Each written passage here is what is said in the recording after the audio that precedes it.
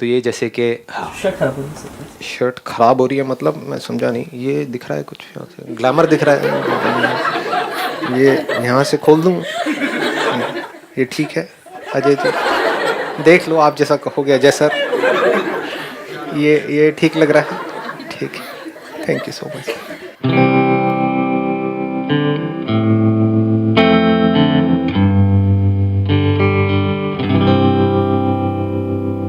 आप में से कितने हैं जो स्कूल्स में पढ़ाते हैं और कितने जो कॉलेज स्टूडेंट्स को पढ़ाते हैं?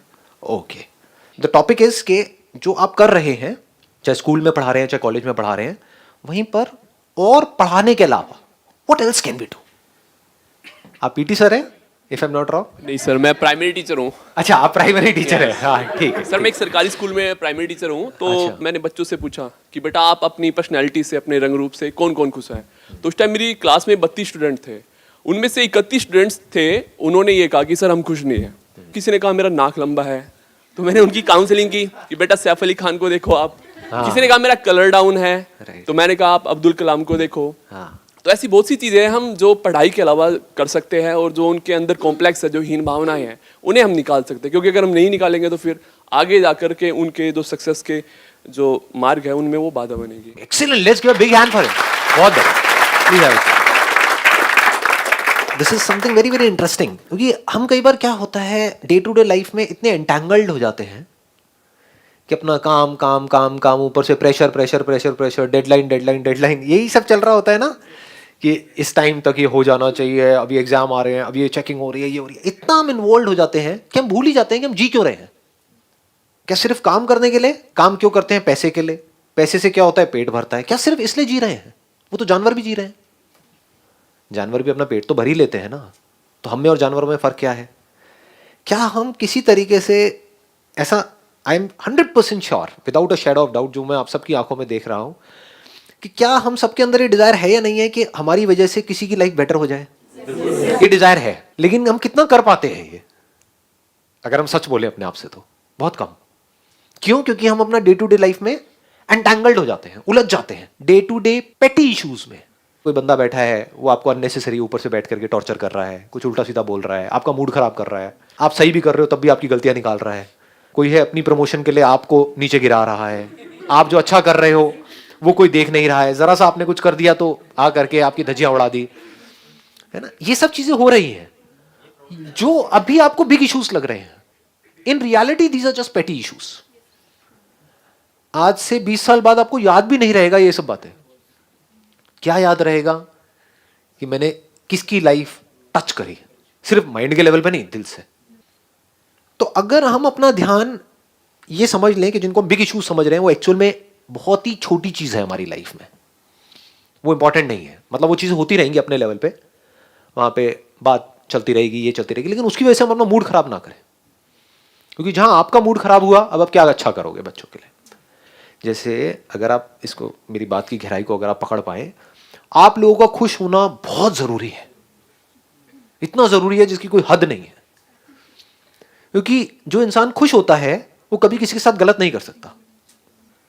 क्या ऐसा पॉसिबल है कि आप कहो कि मेरा आज मूड बहुत ही अच्छा है, मैं तुझे मार करके तेरे छोटे छोटे टुकड़े करके फिर तुझे खाऊंगा? इट्स नॉट पॉसिबल, है ना। ये सब थॉट्स कब आते हैं माइंड में? आ जाते हैं जी, कई बार शादीशुदा लोगों के माइंड में आ जाते हैं। बहुत हो गए, ये चीजें होती हैं। लेकिन कब होती है? जब हमारा मूड खराब होता है। जब मूड अच्छा होता है तो तब तो जो कहोगे मैं करने के लिए तैयार हूं।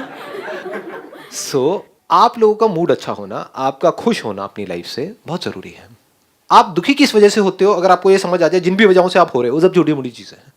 बड़ी चीज क्या है? किन वजहों से आप खुश हो सकते हो। छोटी चीजें क्या है? अपने आप को औरों से कंपेयर करोगे कि यार टीचिंग का मैं इतना अच्छा काम कर रही हूँ सोसाइटी में, या कर रहा हूँ, और मेरी सैलरी क्या है, और मेरा वो दोस्त कॉर्पोरेट वर्ल्ड में है उसकी सैलरी क्या है। यही सब चीजें है ना। हाँ, देख लो क्या हो रहा है। ये सब छोटी मोटी चीजें हैं। सैलरी ज्यादा है कम है, that is not important. Important क्या है? आप कितने लोगों की लाइफ टच कर पा रहे हो, और आपके पास तो इतनी तगड़ी अपॉर्चुनिटी है। मतलब अगर आप मेरी नजर से देखोगे तो इससे बेटर कोई प्रोफेशन हो नहीं सकता अगर किसी ऐसे इंसान के लिए, अगर वो दिल से खुश रहना चाहता है तो। क्योंकि आप बच्चों के कांटेक्ट में हो, कॉर्पोरेट वर्ल्ड में आप खच्चरों के कांटेक्ट में हो, सारे फ्रस्ट्रेटेड। एटलीस्ट ये बच्चे फ्रस्ट्रेटेड नहीं है। जहां आप हल्के से खुश हुए, आप कभी नोट करना, आपका मूड अच्छा हुआ, बच्चे और खुश हो जाते हैं। अरे आज तो मजा आ गया, मैम का मूड अच्छा है। होता है ना ये चीज। हाँ, लेकिन अगर आप कॉर्पोरेट वर्ल्ड में हो, चाहे आप कितना मर्जी कमा रहे हो, वहां अगर आप खुश हुए ना, आप सोच नहीं सकते आसपास में, क्योंकि हो सकता है आप लोगों को पता ना हो, because you are not from the corporate world, कि वहां अगर आप खुश हुए, क्योंकि बच्चे तो है नहीं आपके आसपास में जो खुश हो जाएंगे आपको देख करके, जरूर कोई गड़बड़ चल रही है, जरूर कोई गेम चल रहा है। तो वहां पर खुश हो पाना is almost next to impossible. खुश होने के लिए कुछ ऐसा चाहिए होता है जिसके हम खुशी के कांटेक्ट में हो। जैसे नेचर के अगर आप कांटेक्ट में रहोगे तो आपके हेल्दी रहने के चांसेस ज्यादा हैं, या नेचर से बहुत दूर, कोसों मील दूर जो खा रहे हो वो अननेचुरल, रह रहे हो पॉल्यूटेड एनवायरनमेंट में, ये वो व्हाटएवर, तो हमारी हेल्थ सफर करेगी। ऐसे ही जो नेचुरल हमारी स्टेट है जो बचपन में थी, उससे हम जितना दूर होंगे उतना ही दुखी होने वाले हैं। तो कॉर्पोरेट वर्ल्ड में बचपन कहाँ है जी, वहां तो 55 साल के सारे हैं। मतलब बाहर से दिखा रहे हैं अपने, कुछ अंदर से कुछ बचा नहीं है उनके। बच्चों की स्माइल देख लो, there is an honesty in that, there is something natural in that. बड़ों की स्माइल भी अगर आप देखोगे तो वहां पे एक अननेचुरल आपको एक फीलिंग आ रही होगी। कई लोग तो हंस रहे होते हैं तो देख करके सीधा अंदर से आता है, क्या चाहिए सीधा बोलना। हाँ, ये ना, वहां पर कितनी मिलावट हो गई है। पोल्यूशन का मतलब क्या है? मिलावट। नेचर में मिलावट मतलब पोल्यूशन। तो आप एक इतने अच्छे एनवायरनमेंट में हो जो ना आपको किसी मंदिर में मिल सकता है, ना मस्जिद में, ना किसी कॉर्पोरेट वर्ल्ड में, ना दुनिया के किसी कोने में। वो मिल सकता है सिर्फ और सिर्फ बच्चों के कांटेक्ट में। वहां पर भी आप कुछ नहीं हो अपनी लाइफ से तो कहां खुश होगे? मुझे मेरी समझ से परे है। मतलब you have got so many reasons to be happy. I am not too sure आप लोग कितने इस बात से कनेक्ट कर पा रहे हो, नहीं कर पा रहे हो, क्योंकि बार बार आप लोगों के माइंड में यही आ रहा होगा, नहीं आपको पता नहीं है, एक बार हमारी जगह पर आ करके देखो। यहाँ पर बैठ करके बोलना तो बड़ा ये होता है, वो होता है, व्हाटएवर। Hello sir. सर आपने, मुझे नहीं पता औरों की लाइफ चेंज की है कि नहीं की, लेकिन मेरी लाइफ और मेरी बेटी की लाइफ ज़रूर चेंज की है। और वो अभी कॉलेज में आई है और she is got a 96% in medical. और वो सिर्फ आपकी वजह से हुआ, क्योंकि उसको मैंने आपकी वीडियोस में 4 साल से देख रही हूँ और 4 साल से मुझे एक बात समझ आ गई कि कोई भी बच्चा हो, चाहे वो स्कूल का हो, चाहे वो मेरा खुद का स्टूडेंट हो, उसको इतना खुला छोड़ो कि उसको ये पता चल जाए कि ये करूँगा तो ये गलती मैंने की है, वो अपनी रिस्पॉन्सिबिलिटी खुद ले सके।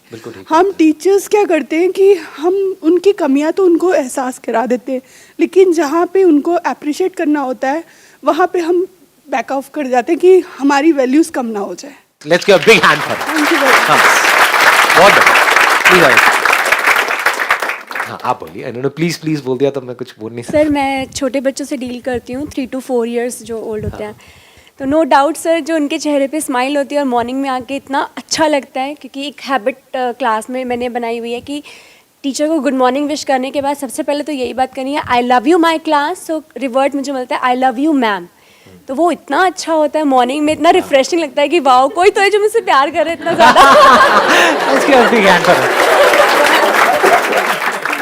एंड सेकेंडली सर, ये होता है कि अगर आप बच्चों को ये बोल देना, कुछ भी वो कर रहे हैं क्लास में, सिर्फ एक बार ये बोलें इट्स ओके बेटा, रिलैक्स, कुछ नहीं होता। क्योंकि छोटे बच्चे हैं, वो कभी यूरिन पास कर देते हैं, कभी पॉटी कर देते हैं, एंड ऐसे डर जाएंगे कि जैसे पता नहीं क्या हो गया। बट एक्सप्रेशन से पता चल जाता है कि 10 years होने वाले हैं अब एक्सपीरियंस में।